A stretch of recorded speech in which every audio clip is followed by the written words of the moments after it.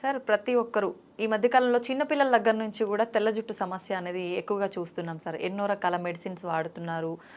అయినా కూడా కొంచెం ఎట్లయినా షై ఫీలింగ్ ఉంటుంది కదా సార్ తెల్ల జుట్టు కనిపిస్తుంటే. ఏజ్డ్ వాళ్ళే వాటిని కవర్ చేయడానికి రకరకాల ప్రయత్నాలు చేస్తుంటారు. చిన్నపిల్లల్లో కూడా వస్తుంది. అసలు ఏమంటారు, ఏం వాడినా రిజల్ట్ ఉండదు. ఖచ్చితంగా ఏదైనా వాడామంటే దానివల్ల సైడ్ ఎఫెక్ట్స్ వచ్చి హెయిర్ ఫాల్ అవ్వడము, ఇంకా కొత్త సమస్యలు వస్తున్నాయి. అలా కాకుండా మేము మీ వీడియోలో చూసాం సార్, తెల్ల జుట్టు రాకుండా ఉండాలి అంటే, వచ్చిన జుట్టు రంగు మారాలి అంటే ఇలా చేసుకుంటే బాగుంటుంది అని చెప్పి. అది నిజంగా వర్కౌట్ అవుతుందా సార్? ఒక్కసారి ఆ రెమెడీస్ మా కోసం. ఫస్ట్ నేను ఫ్యాక్ట్ నిజం చెప్పాలి అంటే, ఇప్పుడు మీరు చూస్తున్నటువంటి హెయిర్ ఒరిజినల్ కలర్ కాదు. నాకు కూడా వైట్ హెయిర్ ఉంది. వైట్ హెయిర్ ఉంది కాబట్టి దాని మీద నేను రీసెర్చ్ చేశాను. కాకపోతే అది నా మీద కన్నా మా నాన్నగారి మీద బాగా పనిచేసింది. ఆయనకి రివర్స్ అయింది. 80% దాకా రివర్స్ అయింది. అంటే రివర్స్ అవ్వుద్ది అని చెప్పడానికి సోర్సెస్ ఉన్నాయి. నేను నా దగ్గర ఒక బుక్ ఉంది, 1950s బుక్. అది దాంట్లో అప్పుడు రీసెర్చ్ చేశారు. అప్పట్లోనే ఈ వైట్ హెయిర్ మీద రీసెర్చ్ చేశారు. అంటే ఇండియన్స్ కోసం కాదు, అప్పట్లో వెస్టర్న్ కంట్రీస్, అమెరికా ఇటువంటి ప్రాంతాల్లో విపరీతంగా వాళ్ళకు ఉంది వైట్ హెయిర్. దాని మీద వాళ్ళు రీసెర్చ్ చేసినప్పుడు కొన్ని రకాల సాల్ట్స్ వైట్ హెయిర్ బ్లాక్ అవ్వడానికి ఉపయోగపడింది. ఆయన చెప్పిన దాని ప్రకారం ఒక 1 year లైఫ్ స్టైల్ మార్చుకుంటే వైట్ హెయిర్ పూర్తిగా ముగ్గు పుట్ట బ్లాక్ అయింది అని దాంట్లో ఆ రీసెర్చర్స్లో తెలియజేశారు. ఓకే, అది నేను ఇంచుమించు అంటే నాకు 97లో నాకు వైట్ హెయిర్ స్టార్ట్ అయింది. అప్పటి నుంచి నేను దాని మీద స్టడీ చేస్తున్నాను. ఈ బుక్ నాకు దొరికి ఒక 10 years అయింది. ఇక అక్కడ నుంచి నేను ప్రయోగాలు మొదలుపెట్టాను. నేను మా నాన్నగారిని గమనిస్తూ ఉంటాను. ఇక్కడ ప్రథమంగా చెప్పాల్సింది ఏంటంటే, మన జీవన విధానంలో ఈ పేస్ట్ పళ్ళు తోముకునే విధానంలో మ్యాక్సిమం మనం న్యూట్రిషన్స్ కోల్పోతున్నాం. మనకి ఏదైతే హెయిర్ బాగుండాలి అని అనుకుంటున్నామో దానికి కొంత రకంగా ఉపయోగపడేటువంటి మైక్రో న్యూట్రిషన్స్ ఏదే వాల్యూ మనం ఫస్ట్ ముందు పొద్దుటే పేస్ట్ ద్వారా కోల్పోతున్నాం. ఓకే, కేవలం పళ్ళు శుభ్రం చేసుకోవడం, క్యావిటీలు, బ్యాక్టీరియా వీటి గురించి మాట్లాడతాం. కానీ ఇది లోపలికి వెళ్ళి లోపల ఉన్నటువంటి ఇంటెస్టైన్స్ని కూడా డ్యామేజ్ చేస్తుంది. పళ్ళు తోమడం అనేది చాలా పెద్ద విధానం. ఇది దైనందిన జీవితంలో అనుదిన ధర్మాలలో మొట్టమొదటి ధర్మం దంతధావనం. దానికి శాస్త్రం చెప్పింది 12 అంగుళాల పుల్లు ఉండాలని. ఇది దానికి కొలతలు కూడా ఉన్నాయి. 12 అంగుళాల కూర్చ అంటారు దాన్ని, దంతధావన కూర్చ. కొలత ఎందుకు సార్? 12 సంఖ్యకి చాలా ప్రాధాన్యత ఇచ్చింది ఆయుర్వేద శాస్త్రం. అది గురుతత్వాన్ని కలిగి ఉంటుంది. పందు పుల్ల ఎంత పడితే అంత కాదు, 12 అంగుళాలు ఉండాలి. అది కంపల్సరీ. ఒక్కొక్క అంగుళాన్ని నవ్వులుతూ తోముతూ వెళ్ళాలి. ఇక్కడ తోవడం మీద దృష్టి ఎక్కువ పెట్టలేదు, నమలడం మీద పెట్టింది. పంటికి మధ్య దాన్ని పెట్టి నమలడం ద్వారా అక్యుప్రెషర్ జరుగుద్ది. పైన లార్జ్ ఇంటెస్టైన్స్కి స్మాల్ ఇంటెస్టైన్స్కి కనెక్షన్ పళ్ళలో ఉంది. పళ్ళు తోవేసిన తర్వాత నాలికని గీయటం కూడా చాలా శాస్త్రవిధిగా పెట్టింది. నొక్కి అదిమి పట్టి లాగాలి. అది కట్ చేసేంత షార్ప్గా ఉండకూడదు. మీరు ఒక మందపాటి రాగి రేకుని నాలిక బద్దలా తయారు చేసుకుని అది షార్ప్గా తెగిపోయే విధంగా ఉండకూడదు, మందంగా ఉండాలి. నొక్కి నొక్కి లాగాలి. అప్పుడు ఈ 12 ఆర్గాన్స్లో ఉన్నటువంటి వ్యర్థాలు తెల్లటి పాచి రూపంలో బయటకు వస్తాయి. ఇది లేదు మన జీవన విధానంలో. అప్పుడు తెల్ల జుట్టు రాకపోవడానికి ఇక రాకుండా ఎలా ఉంటుంది? మనం దీన్నే పాడు చేసాం. పందు వల్ల తెలియదు ఎవరికి. అది 12 అంగుళాలు ఉన్న విషయం నాకు కూడా రీసెంట్గా తెలిసింది. నాలికను నొక్కి పెట్టిది తోమాలి అంటే దానికి ఒక మంత్రం కూడా ఉంది. దంతధావనానికి ఒక మంత్రం కూడా ఉంది. అవన్నీ మనం తర్వాత విషయాలు విపులంగా మాట్లాడతాను. మీరు వైట్ హెయిర్ మారడం గురించి మాట్లాడారు. ఎందుకు చెప్తున్నానంటే, మా నాన్నగారు పందుపులతోటే పళ్ళు తోముతారు. ఎప్పుడు కూడా ఆయన పేస్ట్ బ్రష్ వాడరు. మరి మధ్యలో ఆయనకి ఎందుకు ప్రాబ్లం వచ్చింది అంటే, ఆయన జీవన విధానంలో చిన్న చిన్న మార్పులు చేసుకున్నారు. కొన్ని ఎడిక్షన్స్, స్మోక్ చేయడం వల్ల కూడా వైట్ హెయిర్ వస్తుంది. మనకి మెలనిన్ డ్యామేజ్ అవడానికి స్మోకింగ్ కూడా ఒక కారణం అవుతూ ఉంటుంది. నేను కొన్ని రకాల ప్రయోగాలు చేసిన తర్వాత అది అర్థమైంది. ఆయన ఇప్పుడు స్మోక్ మానేశారు కాబట్టి టర్న్ అవడానికి, వైట్ అవడానికి కారణం అదే, అది కూడా ఒక కారణమైంది. ఓకే. సరైనటువంటి పోషకాహారాలు లేకపోవడం కారణమైంది. ఇవన్నీ ఆయన మానేశారు కాబట్టి ఇప్పుడు ఆయన హెయిర్ ఇంచుమించు ఒక 7-8 నెలలుగా రివర్స్ స్టార్ట్ అయింది. రెగ్యులర్గా ఇంకొంచెం పోషకాహారాన్ని తీసుకోగలిగితే అది డార్క్ అయిపోతుంది, పూర్తిగా అయిపోతుంది. రెగ్యులర్గా ఆయన న్యాచురల్ కొబ్బరి నూనె, అంటే మూలికలు కలిపినటువంటి మన మార్కెట్లో దొరికేవి కాదు, ఓన్లీ ప్లెయిన్ కొబ్బరి నూనె రాస్తున్నారు. రెగ్యులర్గా రాయాలి, వైట్ హెయిర్ బ్లాక్ అవుతుంది. అలాగే మనకి బెల్లం కావాలి, తెల్ల జుట్టు నల్లబడటానికి బ్లాక్ ట్రాకిల్, నల్ల బెల్లం కావాలి. అలాగే ఈస్ట్ అంటే నిల్వ ఉన్నటువంటి పదార్థాలు, పులియబడినటువంటి పదార్థాలు అద్భుతంగా, అందులో మనం పులియటం అంటే పెరుగుని ఎక్కువ తీసుకుంటాం. లాక్టోబాక్సిల్లస్, ఈస్ట్ గ్రాన్యూల్స్, అంటే మనము ఫార్మేషన్ రూపంలో తీసుకుంటే ఈస్ట్ గ్రాన్యూల్స్ని వాడడం ద్వారా కూడా తెల్ల జుట్టు నల్లగా అవుతుంది, నో డౌట్. ఇంటేక్ తీసుకోవాలి, అంటే దాంట్లో బి కాంప్లెక్స్ ఫ్యామిలీ మొత్తం ఉంటుంది. అది లోపలికి వెళ్ళి గుడ్ బ్యాక్టీరియాని ప్రొడ్యూస్ చేస్తుంది కాబట్టి తెల్లగా అయిన జుట్టు నల్లగా అవడానికి, తెల్లగా అవుతున్న జుట్టుని ఆపడానికి ఉపయోగపడుతుంది. అలాగే కంపల్సరీ కుంకుడుకాయలు వాడాలి, అది తాపాన్ని తగ్గిస్తుంది. మనం వాడే కెమికల్ షాంపూస్ కూడా వైట్ హెయిర్ రావడానికి కారణం అవుతుంది. మీకు నేను చెప్పాను, టచ్, స్పర్శ ద్వారా కూడా వ్యాధి రోగాలు నయం అవుతాయి. అది మనం కుంకుడుకాయలని పిసుకుతాం, దాంట్లో ఉండేటువంటి పెంకు, నల్లగా ఉండే పెంకు చాలా గట్టిగా ఉంటుంది. ఇవన్నీ కూడా ఔషధ గుణాలని కలిగి ఉండడం ద్వారా చర్మం మేంచి మన శరీరం అంతా కూడా స్ప్రెడ్ అవుతుంది. ఇప్పుడు ప్రెసెంట్ నేను ఆ కుంకుడుకాయతోటి, నిమ్మ తొక్కలతోటి తయారు చేసినటువంటి న్యాచురల్ ప్రోడక్ట్ని వాడుతున్నాను. నేను మార్కెట్లో కూడా పంపిద్దామని చూస్తున్నాను. శిరోరక్ష, అగస్య శిరోరక్ష అని దానికి ఒక నామకరణం చేశాను. ఆయుర్వేదానికి అగస్యుల వారు పెట్టింది పేరు. అగస్య శిరోరక్ష అంటే కుంకుడుకాయలతో తయారు చేసినటువంటి షాంపూ. అది షాంపూ కాదు, న్యాచురల్ ప్రొడక్ట్. శిరోజాలను రక్షిస్తూ చర్మానికి నిగారింపునిస్తుంది. కుంకుడుకాయలతో స్నానం చేస్తే హెయిర్ రఫ్ అవుతుంది కదా సార్? అవుదమ్మా, అందుకనే అంటే ఒక్కొక్క తత్వం ఒక్కోలా ఉంటుంది కాబట్టి దాంట్లో నానబెట్టిన మెంతులు వేయటం కూడా ఉంది, కండిషనర్. అలాగే మీకు మందారాకులు కూడా వేస్తారు. మీకు ఆ ఇది ఉంటే మీరు నిమ్మకాయల్ని రసం పిండేసి రోజు మార్నింగ్ తీసుకోండి, ఎసిడిక్ నేచర్ని ఆల్కలైన్ చేస్తుంది. ఆ తొక్కలు ఉండిపోతాయి కదా, వాటిని ఆరబెట్టండి, వాటిని పౌడర్ చేయండి, వాటిని ఇందులో వేసుకోండి. మీ హెయిర్ చాలా బాగుంటుంది, నో డౌట్. నాకు చాలా స్మూత్గా ఉంటుంది, సిల్కీగా ఉంటుంది, షైనీగా ఉంటుంది.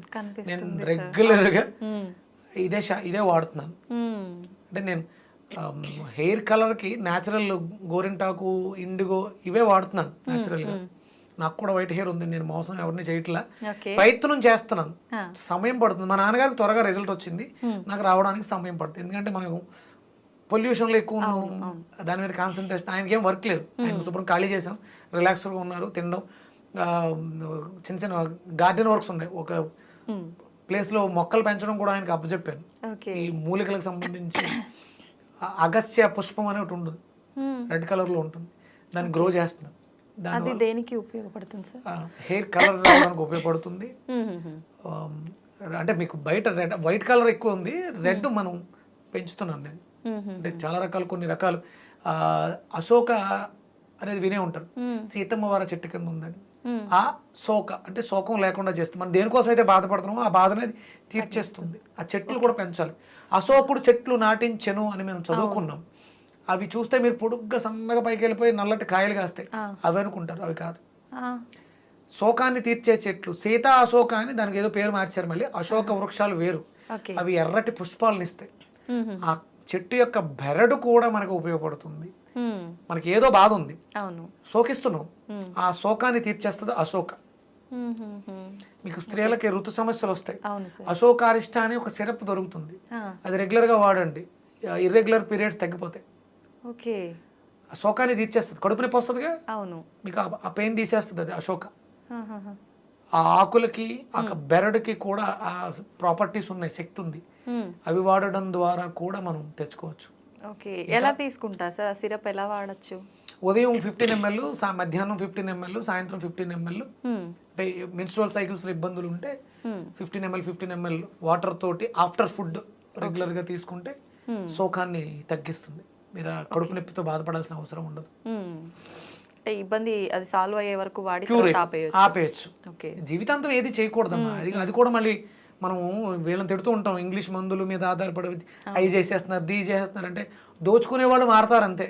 వాళ్ళు మెడిసిన్స్ ఇచ్చారు, ఇక్కడ మేము సిరప్స్ ఇస్తాం, అది తప్పు. ఏదైనా ఒకటే, ఓకే. ఏదైనా సమస్య ఉంది, సమస్యని సాల్వ్ చేసేస్తే క్యూర్ అయిపోతే ఒక 3 నెలలో 6 నెలలో అయిపోయింది. అక్కడతో మళ్ళీ మీరు సమస్య అంటూ విక్రమాదిత్య దగ్గరికి వెళ్ళాల్సిన అవసరం ఉండకూడదు, ఎవరి దగ్గరికి వెళ్ళకూడదు. ఇవి చిన్న చిన్న చిట్కాస్ ఉన్నాయి. కుంకుడికాయలతో తలంటుకోవటం, కుంకుడికాయలు డయాబెటీస్ని కూడా తగ్గిస్తాయి. ఓకే, ఎలా సార్? మనం దంతధావనం చూర్ణం కింద వాడుకుంటే అది కొంచెం చేదుగా ఉంటుంది. శుభ్రం చేసుకోవడం కోసం క్యావిటీస్ బ్యాక్టీరియా అంటున్నాం కదా, ఈ కెమికల్స్ లాలాజలంలో 18 మైక్రో న్యూట్రిషన్స్ని పాడు చేస్తాయి. ఈ కుంకుడుకాయ వృద్ధి చేస్తుంది, తాపాన్ని తగ్గిస్తుంది, నోట్లో పుల్లను మాన్పిస్తుంది. దాంతోపాటు ఈ దంతధావన చూర్ణం అపామార్గాన్ని మనకు ఉత్తరేని పుల్ల సమూలాన్ని పొడి చేసుకుని దాంతో పళ్ళు తోమితే మీకు వైట్ హెయిర్ రావడం ఆగుద్ది. ఉత్తరేని పొడి. అలాగే నల్లటి గుణం కలిగినటువంటి నేరేడు పళ్ళు జుట్టు నల్లగా అవడానికి అవకాశం ఇస్తాయి. వంకాయ జుట్టు నల్లగా అవడానికి అవకాశం ఇస్తుంది. వంకాయ కూడా నల్ల వంకాయలు ఉంటాయి కదా, అంటే అది వెళ్ళి డైరెక్ట్ జుట్టు మీద పని చేయదు, కిడ్నీని శుభ్రం చేస్తుంది. కిడ్నీ బాగుంటే జుట్టు నల్లగా ఉంటుంది. ఇవి ఇంటర్లింక్స్ ఇవన్నీ కూడా. అలాగే పండిన దొండకాయలు కూడా జుట్టు నల్లగా అవడానికి అవకాశం.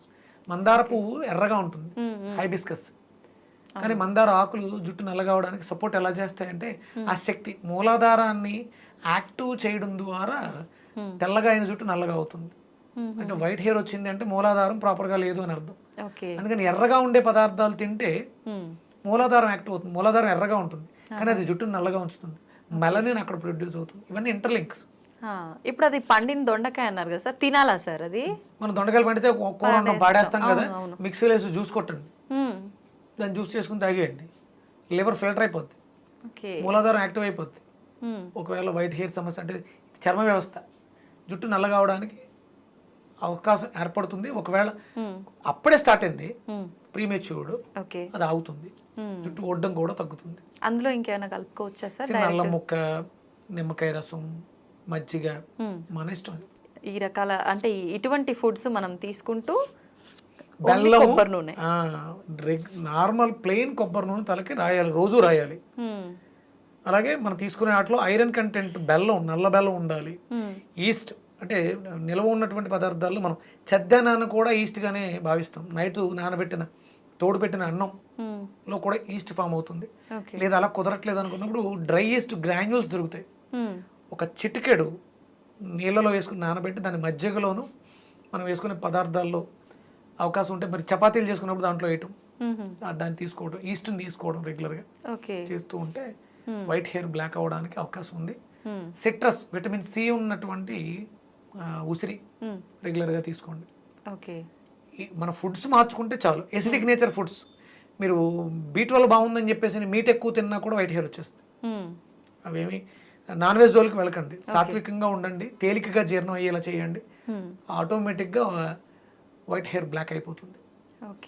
మినిమం 6 to 1 year ఇవి రెగ్యులర్గా చేస్తే వైట్ హెయిర్ బ్లాక్ అవుతుంది 100%, నో డౌట్. ఇప్పుడు ఈ ఆల్రెడీ ఉన్న వాళ్ళు కలర్ వేస్తుంటే కలర్ వేయటం ఆపేయండి. ఆ కెమికల్ ఆపేస్తే ఆక్సిజన్ బాగా తీసుకుంటుంది. రోజు రెగ్యులర్గా నూనె రాస్తూ ప్రాణాయామం, నడక ఇలాంటివి చేస్తూ ఉంటే డెఫినెట్గా అంటే ఒకటి మనలో ఆత్మనూన్యత భావం ఏర్పడుతుంది. వైట్ హెయిర్ వచ్చినా, బాల్డ్ హెయిర్ వచ్చినా దాన్ని మనం పెంపొందించుకుంటే ఆటోమేటిక్గా ఈ సమస్యల నుంచి ఓవర్కమ్ అవ్వచ్చు. ఓకే సార్, తలస్నానం విషయానికి వస్తే కూడా అంటే డైలీ తలస్నానం చేయొద్దు, మనకు హెయిర్లో ఉండాల్సినవన్నీ పోతాయి అని అంటుంటారు, అది నిజమేనా సార్? కాదు, నేను గత కొన్ని సంవత్సరాలుగా ప్రతిరోజు నేను తలస్నానం చేస్తూనే ఉన్నాను. ఆ జుట్టు ఏం ఊడిపోలేదుగా, ఇంకా తిక్కుగా ఉందిగా. అవును, అంటే వాటికి చేయాల్సిన మనం చేస్తూ ఉంటే నిత్యం తలస్నానం చేయడం తప్పు అని ఎక్కడ ఏ శాస్త్రంలోనూ లేదు. ఓకే, అంటే మగవాళ్ళకి అంటే మీకు ఆడవాళ్ళకి జుట్టు ఎక్కువ ఉంటుంది కాబట్టి ప్రత్యేకమైనటువంటి రోజులు పెట్టడం జరిగింది. జుట్టు ఎక్కువ ఉన్నప్పుడు మరి అది ఆరడం కష్టం కాబట్టి మీరు చేయక్కర్లా. చేసే అలవాటు ఉన్న వాళ్ళు దానివల్ల అయితే ఎలాంటి ఇబ్బంది లేదు, మంచిదే, మగవాళ్ళు చేయొచ్చు. ఓకే సార్, ఆయిల్ పెట్టే విధానం కూడా ఏ రకంగా ఉండాలి సార్? అంటే కొంతమంది వేడి చేసుకొని అలా పెట్టాలంటుంటారు, కొంతమంది అవసరం లేదంటుంటారు, స్నానానికి బిఫోర్ పెడితే చాలు అంటుంటారు, కొంతమంది ఓవర్ నైట్ పెట్టి నెక్స్ట్ డే తల స్నానం. ఏ రకంగా సార్ అసలు? నైట్ పెట్టి ఉదయం తల స్నానం చేయటమే మంచిది.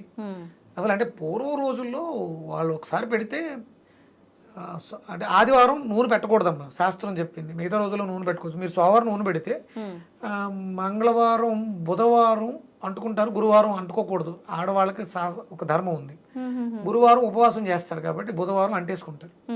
ఇక గురువారం వదిలేసి బుధవారం మళ్ళీ ఆయిల్ పెట్టేస్తే శుక్రవారం ఉపవాసాలు ఉన్న రోజుల్లో తలస్నానం చేస్తారు కదా. అలా వారానికి 2-3 రోజులు నూనెతో ఉండాలి మీరు. ఎందుకంటే మీకు శ్రమ ఎక్కువ ఉంటుంది, మీకు జుట్టు ఎక్కువ ఉంటుంది. దానికి మీరు నూనె ఎంత ఎక్కువ ఉంటే అంత మంచిది. ఆ ఉపవాసాల రోజుల్లో మీరు తలంటు స్నానం, శుక్రవారం కంపల్సరీ, ఆదివారం నూనె లేకుండా ఉండాలి కాబట్టి ఆదివారం తలంటుకోవటం, అవి మీరు నియమాలు పాటించాలి. వారం అంతా కూడా ఉన్నాను, ఇబ్బంది ఏమీ లేదు. నూనె ఉంటే మంచిదే, మనకి పొల్యూషన్ నుంచి కాపాడుతుంది, కెమికల్స్ నుంచి కాపాడుతుంది కాబట్టి రెగ్యులర్ గా నూనె రాసుకోవచ్చు. ఆదివారం మాత్రం నూనె లేకుండా ఉండాలి. ఆ ఎనర్జీని సహస్రం నుంచి రిసీవ్ చేసుకోవడానికి నూనె లేకుండా ఉండాలి. మిగతా అన్ని రోజులు నూనె ఉన్నా పర్లేదు. రోజు తలస్నానం చేసేవాళ్ళు నైట్ నూనె పెట్టుకోవడం, పొద్దుట వాష్ చేసుకోవడం తప్పలేదు, ఏమి ఇబ్బంది లేదు.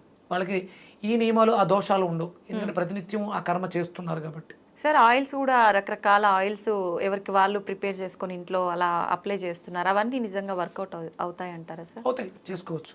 దానికి కూడా శాస్త్ర ప్రమాణం ఉంది. మనం ఎక్కువ మరగబెట్టేస్తే అవన్నీ కోల్పోతూ ఉంటాం. చాలా మంది ఇప్పుడు నేను కూడా చాలా రకాలు తయారు చేయించాను, ఇమీడియట్ గా అవి రిజల్ట్స్ ఇచ్చేయాలిగా. ఎందుకు రావట్లేదంటే ఎంతో కొంత లోపం ఉంది, వాటిని మనం మెరుగుపరుచుకోవాల్సినటువంటి అవసరం ఉంది. పనిచేస్తాయి 100%, నో డౌట్. దాంతోపాటు ఫుడ్ కూడా కరెక్ట్ గా ఉండాలి. ఏ ఒక్కటి పూర్తిగా ప్రాధాన్యత వహించదమ్మా. మనం తమ్మునేలు పెడతాం, మీరు ఈ ఆకు తింటే జన్మలో మీకు షుగర్ అలా తప్పది. అది మనం ఆ వ్యూస్ పెంచుకోవడం కోసం తప్ప దానివల్ల ఏమి ఉండదు. ఇవాళ బాగున్నాను, ఇవాళ మంచి పని చేశాను కాబట్టి ఇవాళ హ్యాపీగా ఉన్నాను. రేపు ఇలాగే ఉంటుందని ఎలా చెప్పగలం?